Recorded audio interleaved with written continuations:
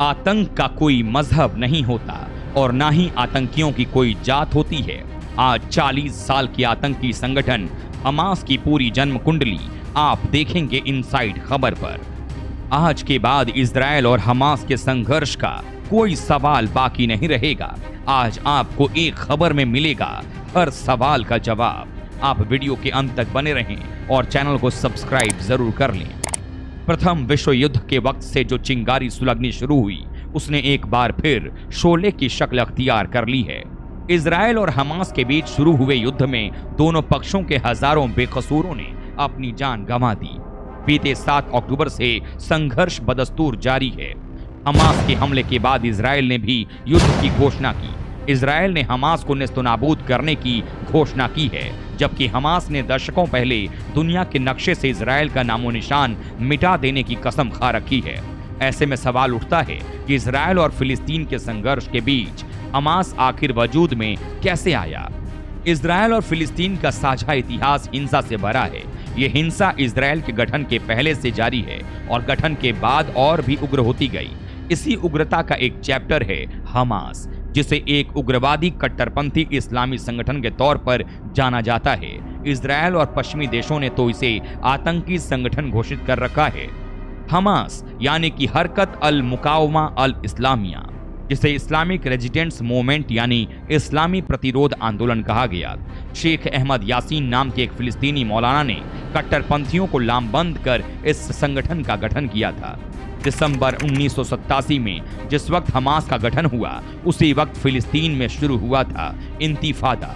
इंतिफादा आंदोलन का मकसद था इजरायल से आजादी हासिल करना, वेस्ट बैंक, गाजा और पूर्वी यरूशलेम को इजरायली कब्जे से मुक्त करवाना। पहले इंतिफादा आंदोलन के दौरान गाजा चेकपोस्ट पर हुई एक घटना इस आंदोलन का ट्रिगर बनी। हुआ यह था कि फिलिस्तीनियों का एक ग्रुप चेकपोस्ट पर प्रदर्शन कर रहा था। इजरायली सैनिकों ने उन पर गोली चला दी। 4 फिलिस्तीनी मारे गए। इसके बाद पूरे फिलिस्तीन में प्रदर्शन शुरू हो गया। इस वक्त तक फिलिस्तीनी ज्यादातर बिना हथियारों के ही लड़ते थे।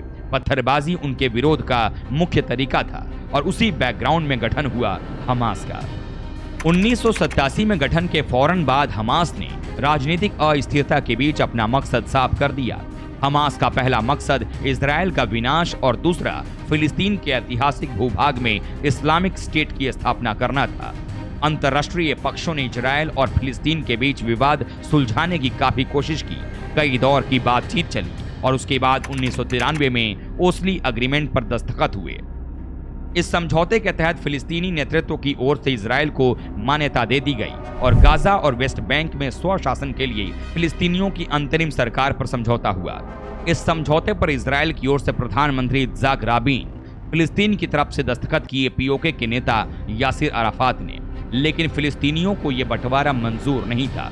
खासतौर पर हमास इस समझौते के विरोध में पहले से ही खड़ा था, क्योंकि ओस्लो समझौते पर दस्तखत होने के 5 महीने पहले ही अप्रैल 1993 में हमास ने इजरायल के खिलाफ अपना पहला फिदायीन हमला किया था। यह हमला आगे चलकर हमास की पहचान बना। 1993 के बाद हमास ने आत्मघाती हमले जारी रखे। कभी बस में, कभी कार में, कभी बाजारों में हमास ने कई फिदायीन हमले किए। हमलों के पीछे 2 प्रमुख मंशा थी: फिलिस्तीनी आबादी को लामबंद करना और शांति प्रक्रिया को भंग करना। हमास की इन्हीं करतूतों की वजह से 1997 में अमेरिका ने उसे आतंकवादी संगठन घोषित कर दिया। इजरायल ने भी हमास को एलिमिनेट करने की बहुत कोशिश की और वो संघर्ष बदस्तूर जारी रहा। साल 2000, ओस्लो एग्रीमेंट को 7 साल हो चुके थे। शांति की उम्मीदें खत्म होती जा रही थी। लेकिन जुलाई 2000 में अमेरिकी राष्ट्रपति बिल क्लिंटन ने एक और प्रयास किया। कैंप डेविड सम्मेलन के दौरान इजरायल ने समूचा गाजा और वेस्ट बैंक का करीब 90% हिस्सा फिलिस्तीन को लौटाकर समझौते की पेशकश की। साथ ही यरूशलेम पर भी रियायत देने को राजी हुए थे, लेकिन समझौता विफल रहा। कैंप डेविड की नाकामी के बाद सितंबर 2000 में एक घटना ने संघर्ष को और तेज कर दिया। इजरायल के पूर्व प्रधानमंत्री एरियल शेरोन यरूशलेम के टेम्पल माउंट पहुंचे। मकसद था विवादित परिसर पर इजरायल के दावे का प्रदर्शन। इस घटना के बाद आग भड़क गई और फिर शुरू हुआ दूसरा इंतिफादा। इस बार ये आंदोलन पहले के मुकाबले कहीं ज्यादा हिंसक था और इस इंतिफादा का लीडर था हमास। उसने जमकर सुसाइड धमाके और बम ब्लास्ट किए। इजरायल की तरफ से भी जवाबी कार्रवाई की गई। नतीजा, नागरिक आबादी को जमकर निशाना बनाया गया। इसी दौरान अप्रैल 2001 में हमास ने इजराइल पर पहला रॉकेट अटैक किया, जो कि हर बदलते साल के बाद और भी भीषण शक्ल अख्तियार कर रहा है। संघर्ष में एक तरफ है इजराइल की सेना और दूसरी तरफ है आतंकी संगठन हमास, जो फिलिस्तीन के पक्ष में है।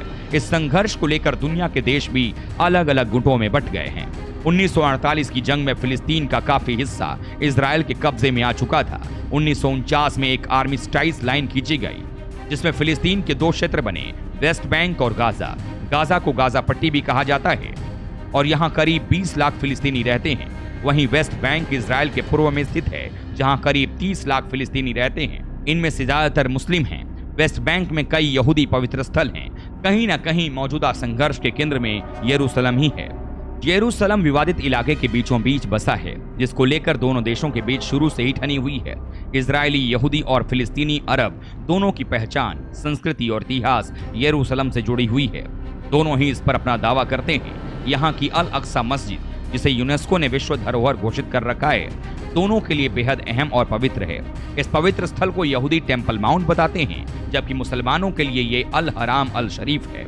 यहाँ मौजूद डोम ऑफ द रॉक को यहूदी धर्म में सबसे पवित्र धर्मस्थल कहा गया है, लेकिन इससे पैगंबर मोहम्मद के इतिहास को लेकर मुसलमान भी इसे अपना मानते हैं। इस परिसर का मैनेजमेंट जॉर्डन का वक्फ करता है, लेकिन सुरक्षा इंतजामों पर इजराइल का अधिकार है। अल अक्सा मस्जिद परिसर को लेकर लंबे समय से दोनों देशों के बीच विवाद होता आ रहा है। साल 2021 में 11 दिनों तक चले खूनी संघर्ष भी अल अक्सा मस्जिद विवाद का ही नतीजा था, लेकिन इस संघर्ष के जड़ में तो है वही हमास, जिसने 2005 में गाजा पट्टी पर इजराइल के अधिकार छोड़ने के बाद उस पर कब्जा कर लिया। 15 सदस्यों वाले पोलित ब्यूरो के माध्यम से संचालित होने वाले हमास का मुखिया इस्माइल हनियह बना, जो कतर की राजधानी दोहा में बैठकर इसकी कमान संभालता है। इसके मिलिट्री विंग की कमान मारवान, ईसा और मोहम्मद दईफ के पास है। ये वही मोहम्मद दईफ है जिसे इजराइल पर हुए हमले का मास्टरमाइंड कहा जा रहा है। 2021 से लगातार आतंकियों को लामबंद कर हमले की पूरी प्लानिंग इसी मोहम्मद दईफ ने की थी, और हमले के लिए फंडिंग हो या फिर हमास के आतंकियों के लिए हथियार मुहैया कराना, इन सब के पीछे है ईरान। फंडिंग की बात करें तो ईरान इस वक्त हमास का सबसे बड़ा मददगार है, जिस पर हर साल करीब $100 मिलियन की मदद करने के आरोप लगते हैं। हालिया संघर्ष के लिए ईरान पर हमास को उकसाने के आरोप लग रहे हैं। ब्लूमबर्ग की रिपोर्ट के अनुसार ईरान में हुई कई बैठकों के बाद हमास ने इजराइल पर हमला किया। इजराइल को खत्म कर हमास नया फिलिस्तीन बनाना चाहता है। वो पूरे इलाके को फिलिस्तीन घोषित कर यहाँ इस्लामी साम्राज्य की स्थापना करना चाहता है। दूसरी ओर इजराइल ने हमले के बाद हमास को पूरी तरह खत्म करने का संकल्प लिया है। संयुक्त सशस्त्र सेना इजराइल रक्षा बल IDF के जवान जवाबी कार्रवाई में लगे हैं, लेकिन हमास की इस हमले के पीछे ईरान के हाथ होने से एक्सपर्ट भी इनकार नहीं करते। एक्सपर्ट की माने तो इजराइल और फिलिस्तीन चरमपंथी संगठन हमास के बीच छिड़े युद्ध में केवल एक ही विजेता होगा। ये न तो इजराइल होगा और न ही हमास। जानकारों का दावा है कि हालिया जंग के पीछे ईरान है और वो अपने मंसूबे में कामयाब होता दिख रहा है। मौजूदा युद्ध के फिलहाल 3 संभावित परिणाम सामने दिख रहे हैं और वो सभी ईरान के पक्ष में हैं। सबसे पहला, इजराइल की कठोर प्रतिक्रिया सऊदी अरब और अन्य अरब देशों को अमेरिका समर्थित प्रयासों से अलग कर सकती है। दूसरा, अगर इजराइल खतरे को खत्म करने के लिए गाजा में आगे बढ़ना जरूरी समझता है तो इससे पूर्वी यरूशलेम या वेस्ट बैंक में एक और फिलिस्तीनी विद्रोह भड़क सकता है, जिससे इजराइल में अस्थिरता बढ़ेगी। और आखिरी संभावना ये कि इजराइल अपने उद्देश्यों को कम ताकत के साथ भी हासिल कर सकता है। वो तनाव बढ़ने की संभावना को कम कर सकता है, लेकिन जिस तरह हमास ने हमला किया है उस सूरत में उसकी संभावना नहीं है। ईरान और यमन ने हमास के हमले का खुले तौर पर समर्थन किया है। वहीं दूसरी ओर Bharat, America, Britain, France, Italy, Japan जैसे देश इजराइल के समर्थन में खड़े हैं। वहीं यूरोपियन यूनियन ने भी कहा कि इजराइल को अपनी संप्रभुता की रक्षा का अधिकार है। ऐसे में आतंकी संगठन हमास की मंशा पूरी होती नहीं दिख रही है। फिलहाल तो बारूदी चौसर पर मोहरों की चालें चली जा रही हैं।